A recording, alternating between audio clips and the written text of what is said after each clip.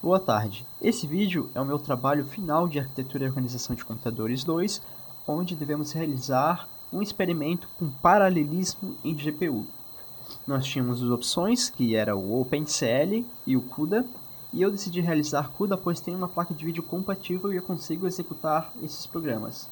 Só para fins de informação, a minha placa de vídeo é uma GTX 650 Ti Boost da EVGA, e ela é mais do que suficiente para executar programas simples de CUDA.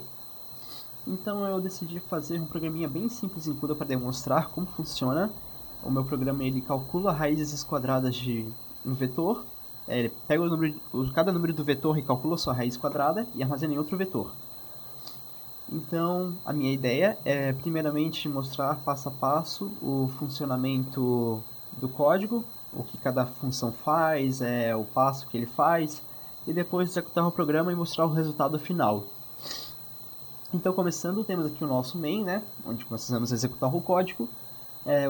Você pode ver que eu tenho dois vetores, um que vai ter os números que vão ser calculados, e o outro que vai armazenar os resultados. Os dois são double. Embora eu tenha usado raízes que já conhecemos, raízes exatas, que nem aqui, ó, raiz de 4, 2, raiz de 4, de 9, 3, raiz de 16, 4, são raízes exatas e não vai precisar de double. Enfim, ele já fica preparado para caso você coloque um número que vai dar quebrado, já está preparado para conseguir armazenar esse valor. Enfim, bem simples, né? Temos uma constante também que define o tamanho do vetor, que no caso seria 10. O próprio vetor costumamos uma constante também, porque não vamos modificar esse vetor, vamos apenas ler os valores. E temos um vetor normal, double, que por enquanto está zerado, mas depois vai armazenar os valores. Então, aqui já começando com as funções CUDA. Temos um tipo de variável que o CUDA nos fornece, que é o CUDA error t. Essa variável ela indica se certa função teve sucesso ou não, se falhou ou se funcionou. Então ela é muito importante usar direto para ter certeza se o que tu fez naquela hora funcionou ou não. E isso vai aparecer direto para a gente verificar se realmente funcionou. Então aqui já temos um primeiro passo, né? Que é quando ele executa a minha função principal de CUDA, que calcula as raízes, e o retorno dessa função é uma própria variável do tipo CUDA error, que armazena aqui. Enfim, vamos então para essa função para poder explicar o passo a passo. Primeiramente, essa função ela recebe o vetor de resultado e o vetor de números como ponteiros, pois não queremos já fazer uma cópia, vamos apenas ter um outro ponteiro para a GPU, que eu já vou mostrar. Enfim, ele recebe por ponteiro os dois vetores, no caso seria a posição inicial do vetor apenas, e temos também aqui um int que seria o tamanho do vetor. Logo de começo a função cria dois ponteiros, que são relacionados aos vetores de resultado e o vetor n de números, só que com GPU antes, que foi uma nomenclatura que eu dei, que no caso seria o vetor de números da GPU e o vetor de resultado da GPU. O que isso significa? A gente vai ter que armazenar esses valores na GPU para que ela possa acessar enquanto ela executa as threads. E para isso a gente tem um ponteiro que a gente vai alocar espaço, vamos copiar os valores e aí sim ela executa. Então aqui também temos aquela variável do tipo CUDA error. Para cada operação que a gente fazer, a gente consegue verificar o status se funcionou ou se não funcionou. Então primeiramente a gente tem que dar um CUDA set device. Essa função ela escolhe em que GPU vai executar. Existem sistemas onde você pode executar com 2, 3 GPU, onde você executa com SLI, né, que são GPUs rodando juntas. No meu caso, como só tenho uma GPU, eu só vou dar um set device na GPU 0, que é a única GPU que eu tenho. Sempre retornando no status, que é para a gente verificar.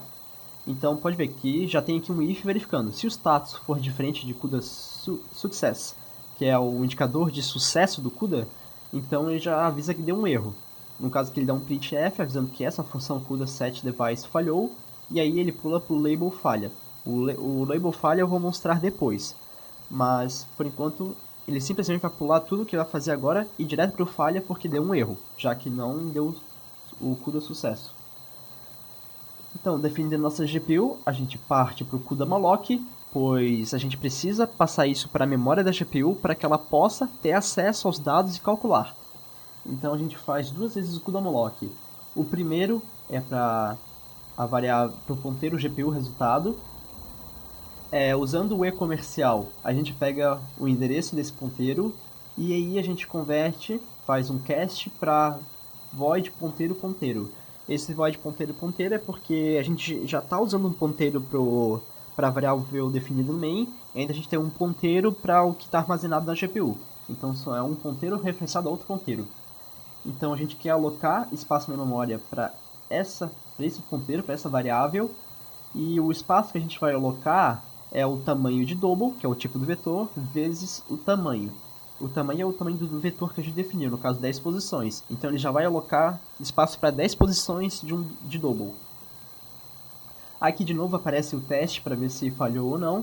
A mesma coisa de sempre, isso aqui. Ele simplesmente vai verificar se o status está diferente de sucesso, vai fazer um printf dizendo que tal função falhou e vai para falha. Enfim, mesma coisa.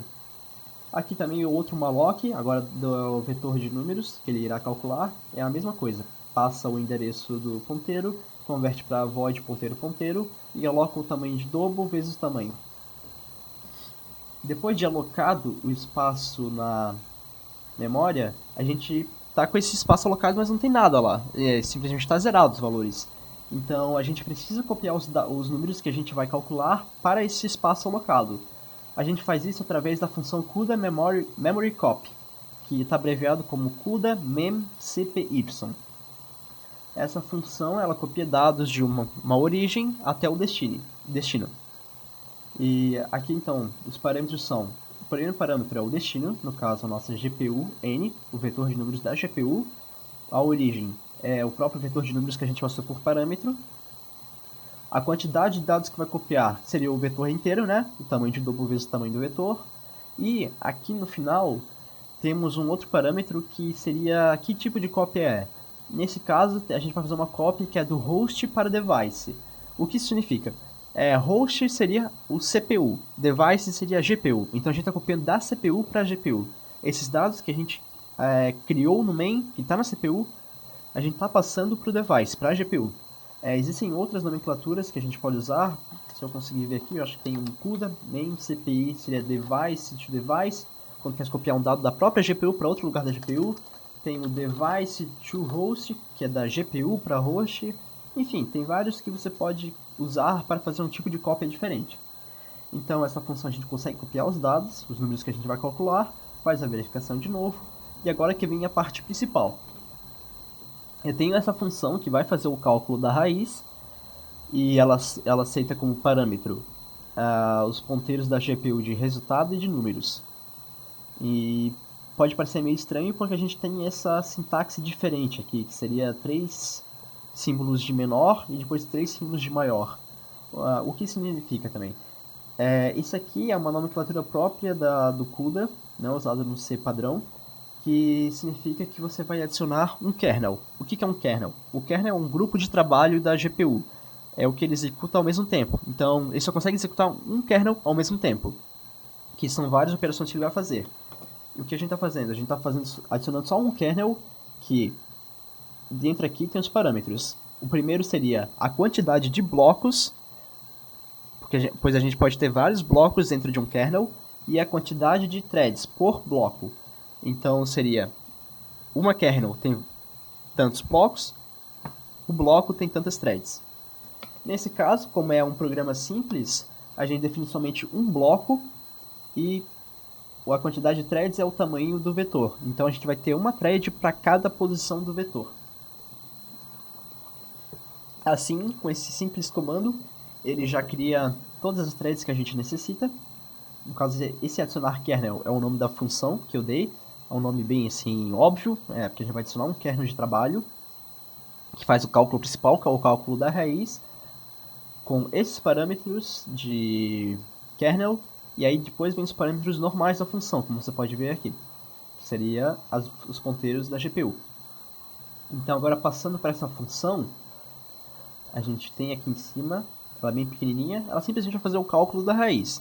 mas de cara já dá para ver uma coisa diferente. Ela tem um identificador aqui no começo, antes do retorno, que é global. São dois underlines, global, dois underlines. O que isso significa? O global ele define que essa função ela pode ser chamada pela CPU, pelo host, mas ela só pode ser executada pela GPU, pelo device. Então faz sentido, porque essa função calcular raízes, ela está ainda na CPU, não está realizando operações dentro da GPU, e só que ela vai chamar essa que vai executar dentro da GPU, que é o que a gente quer, o paralelismo. Temos também outros identificadores, por exemplo, o device, assim, essa ela só é executada pela GPU, chamada e executada pela GPU. Então, por exemplo, se a gente aqui dentro dessa função global quisesse chamar outra função para a GPU executar, a gente teria que ter uma função device, porque a gente está chamando dentro da GPU e executando na GPU também. E temos também o host. O host é quando é chamado e executado pela CPU. Nesse caso, nos serve o global. O tipo de retorno void, não precisa de retorno. O nome da função, os parâmetros que a gente está aceitando, que no caso seriam os ponteiros para ele trabalhar. E aqui dentro da função, na primeira linha, a gente já tem uma variável diferente, que seria o thread idx.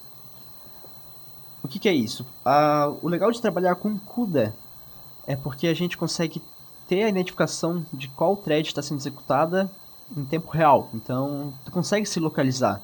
Tu consegue localizar a thread que ela está executando, o bloco que ela está executando. Inclusive, tem uma função aqui que seria, acho que, block idx. Isso. Tu consegue ID do bloco.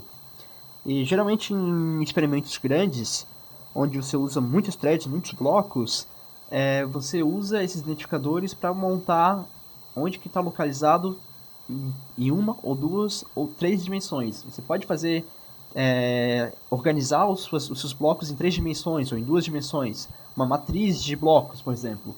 Então, a partir disso, você consegue se localizar. Tanto que aqui, o thread dx, a gente tem três parâmetros, o x, y e z, até três dimensões. No caso, como o nosso é simples, eu só estou usando uma dimensão, né? É simplesmente um bloco com algumas threads. A gente só pega o x, que seria a ID da thread. No caso, o primeiro, que vai calcular a raiz do número 1, tem uma ID 0, até chegar no 9, que é a última thread. Com esse parâmetro, a gente consegue identificar qual é essa thread e também já ajuda no cálculo. Então aqui a gente roda o cálculo de raiz normal, né, que seria uma Bhaskara, define o A, o B, o C seria o N, calcula o delta e depois calcula o resto da Bhaskara e armazena no resultado o I. Então aqui que ajuda bastante esse negócio do thread ID. Porque como a gente só tem o ponteiro, ele só aponta para a posição inicial do vetor. Então ele, para poder avançar nessas posições, a gente consegue usar como se fosse um vetor normal, só que a gente precisa saber qual índice a gente quer. E através desse ID da thread, que está certinho relacionado à posição do vetor que a gente quer, a gente consegue usar esse I do thread D para se localizar dentro do vetor, dentro desse ponteiro. Então é simples, aqui ele simplesmente armazena no resultado I, a posição que a gente quer, a raiz que ele achou. Simples. Ele faz isso para todos os números do vetor, porque cada execução dessa é uma thread.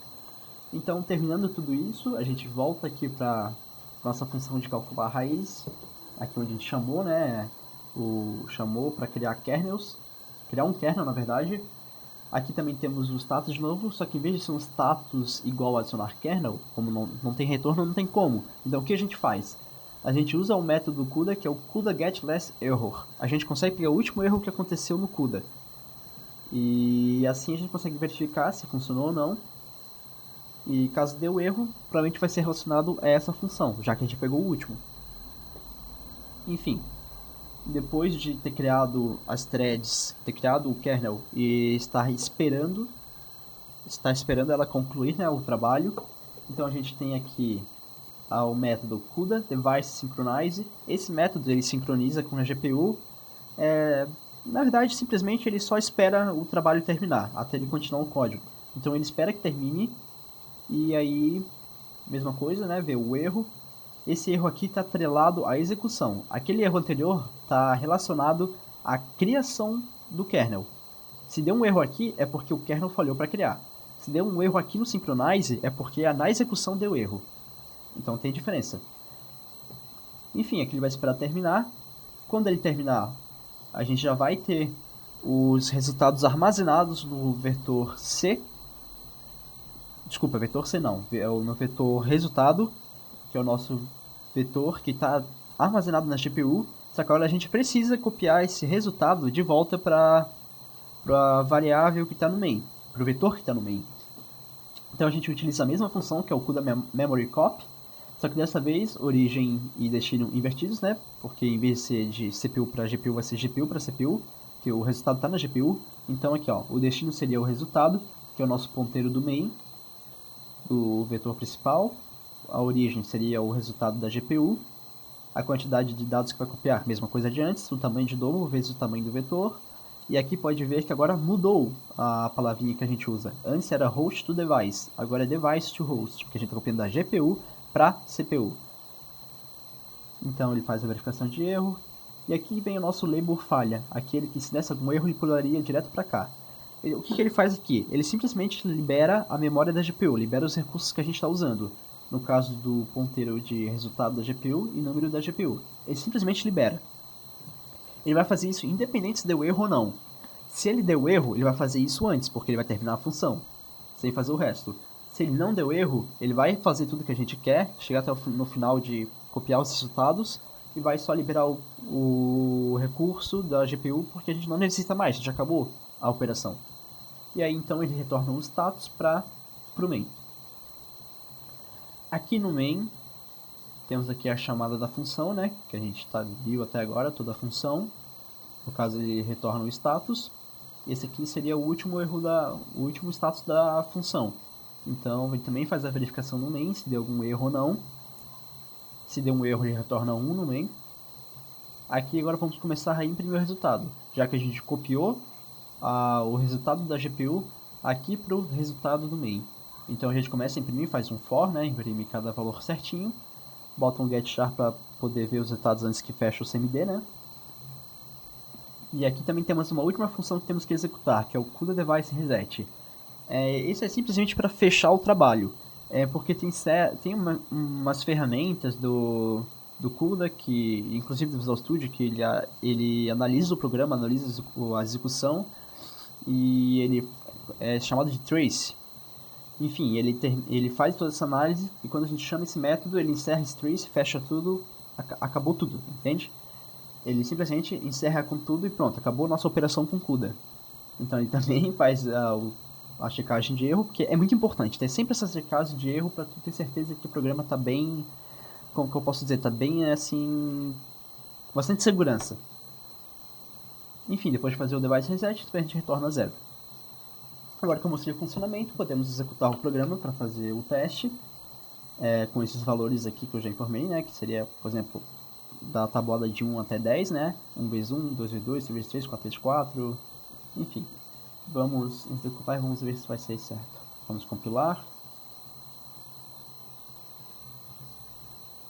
Compilando. E pronto. Perfeitamente. Apareceu aqui, ó. As raízes que a gente formou, né? 1, 4, 9, 16, 25 e seus respectivos resultados. Raiz de 1 é 1, raiz de 4 é 2, raiz de 9 é 3, raiz de 16 é 4. Ele apareceu corretamente e executou corretamente. Então, Enter aqui e fechamos. Pronto. Então é isso aí. Conseguimos executar nosso experimento em CUDA. Eu pessoalmente achei o CUDA muito interessante. Eu achei melhor do que Pthreads, que foi nosso trabalho anterior. Gostei muito de trabalhar com ele. Achei bem legal os métodos que ele fornece para copiar, para alocar a memória. É muito útil. Claro que esse programa não tira proveito nenhum do CUDA. Teria que ser um experimento muito assim, que precisa de muito processamento. Daí sim a gente veria o benefício que tem em cima. Então é isso aí. Obrigado, até.